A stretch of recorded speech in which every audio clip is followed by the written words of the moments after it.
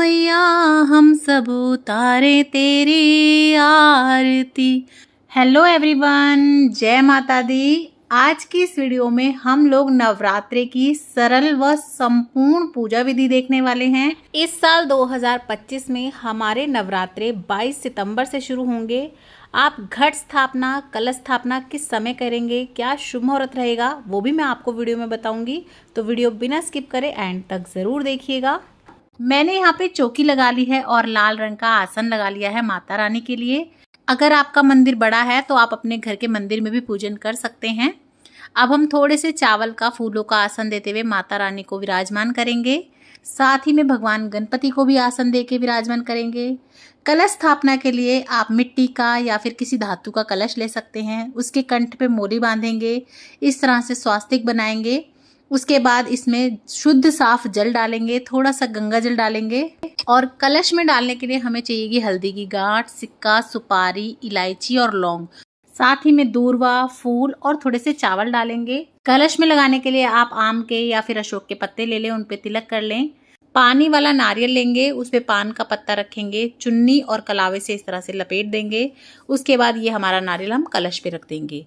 कलश को रखने के लिए आप नीचे थोड़ी सी चावल की ढेरी रख लें या फिर इस तरह अष्टदल कमल बना सकते हैं और माता रानी के सीधे हाथ की तरफ आपको ये कलश रखना होता है।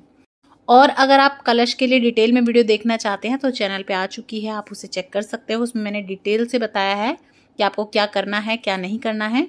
यहाँ पे हमने ज्वारे बोलिए हैं और अगर आप ज्वारों के ऊपर ही कलश रखते हैं तो फिर माता रानी के सीधे तरफ ही आप ज्वारे भी रखिएगा। और अगर आप अलग अलग करते हैं तो फिर आप ज्वारे किधर भी रख सकते हैं, लेकिन कलश सीधी तरफ ही रखना है। यहीं पर हम नवग्रह को भी बिठाएंगे। तो यहाँ मैंने चौकी पर ही 9 छोटी छोटी चावल की ढेरी बना ली हैं और इस पर हम इस तरह से सुपारी रखेंगे। तो ये हमारे नवग्रह हो जाते हैं। इसी तरह से आप षोडश मातृका भी बना सकते हैं। यहाँ मैं अखंड ज्योत जोड़ रही हूँ। अगर आप अखंड ज्योत जोड़ते हैं तो जोड़ सकते हैं, नहीं तो आप अपनी नॉर्मल सुबह शाम की ज्योत जोड़ के भी पूजा कर सकते हैं।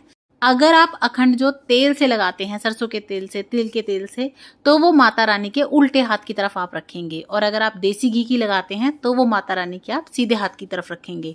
जब हम अखंड ज्योत जोड़ते हैं तो उसके कुछ नियम होते हैं जिनका हमें पालन करना होता है। उस पर मैं आपको डिटेल में वीडियो दे दूंगी, चैनल पे आप जरूर देख लीजिएगा। सभी भगवानों को इस तरह से पहले हम चौकी पे विराजमान करेंगे। उसके बाद हम भाव स्वरूप सभी को जल का छींटा देते हुए इस तरह से स्नान कराएंगे।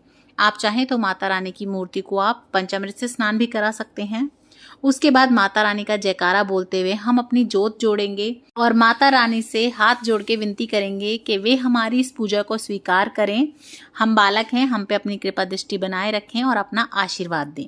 इस तरह से आप सबसे पहले माता रानी के आगे आग्रह करेंगे। उसके बाद हम सर्वप्रथम भगवान गणपति को तिलक करेंगे। रोली से, चंदन से वस्त्र रूपी कलावा अर्पण करेंगे। जनेऊ हो तो आप जनेऊ भी जरूर से अर्पण करें भगवान गणपति को।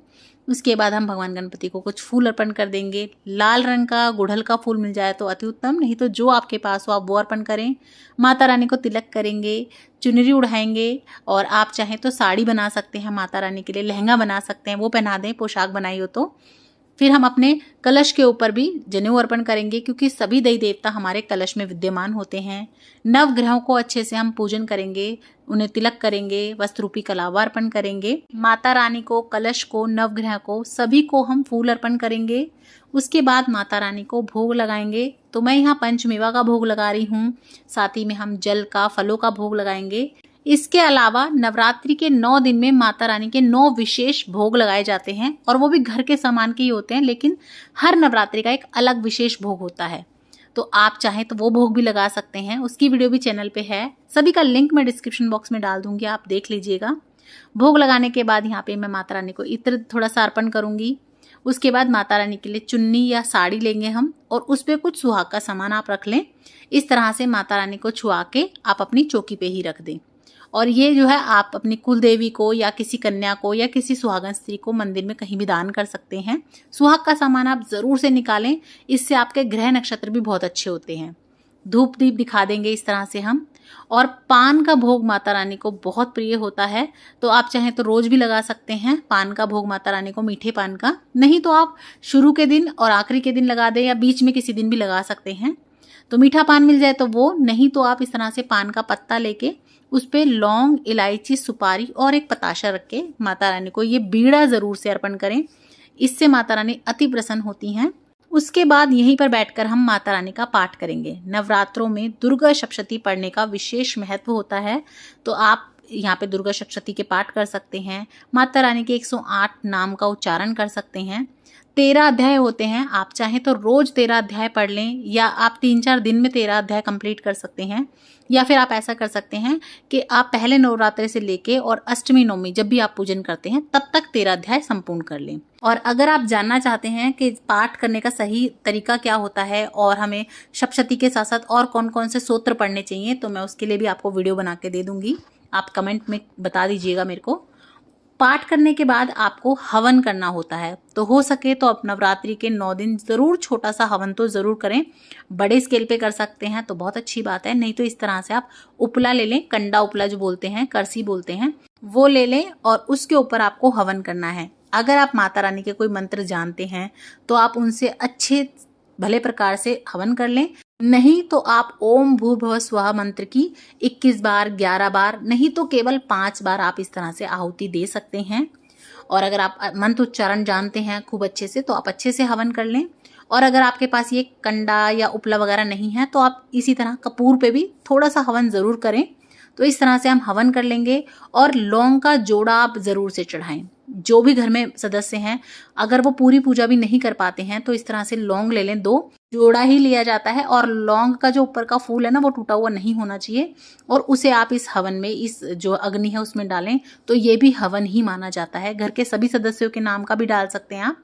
उसके बाद आपने जो भी भोग प्रसाद में लगाया हो माता रानी को, इस तरह से झूठा करवा के आप इस अग्नि में भोग लगाएं। यही सबसे सही तरीका होता है भोग लगाने का।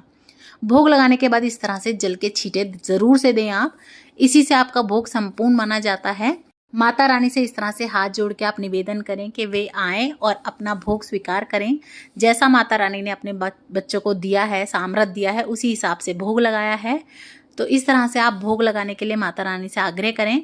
और कुछ दक्षिणा आप ज़रूर से निकालें, चाहे तो आप रोज़ थोड़ी थोड़ी भी निकाल सकते हैं, या इकट्ठी एक बार शुरू के दिन पे या आखिरी के दिन पे आप निकाल सकते हैं।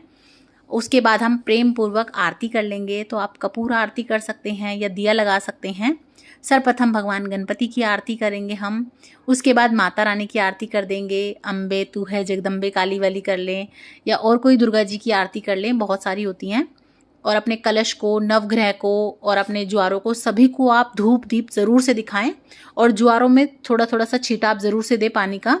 और आरती संपूर्ण होने के बाद इस तरह से थोड़ा सा जल लेके आप इस तरह से वार दें। इस तरह से जो है आपकी आरती संपूर्ण मानी जाती है। पूजा में हुई किसी भी त्रुटि के लिए आप क्षमा याचना कर लें। तो इस तरह से आप माता रानी की पूजा कर सकते हैं। नवरात्रि के पहले दिन पे आप स्थापना कर सकते हैं। और कलश स्थापना के लिए, घट स्थापना के लिए जो आपका शुभ मुहूर्त रहेगा वो रहेगा सुबह 6:09 से 8:06 तक। इसके अलावा अभिजीत मुहूर्त सुबह 11:49 से दोपहर 12:38 तक रहेगा। तो आप दोनों में से किसी भी समय पर अपना घट स्थापना, कलश स्थापना कर सकते हैं। और जो आपने सुहाग का सामान चढ़ाया है वो थोड़ा बहुत सामान आप माता रानी को ज़रूर से अर्पण करें।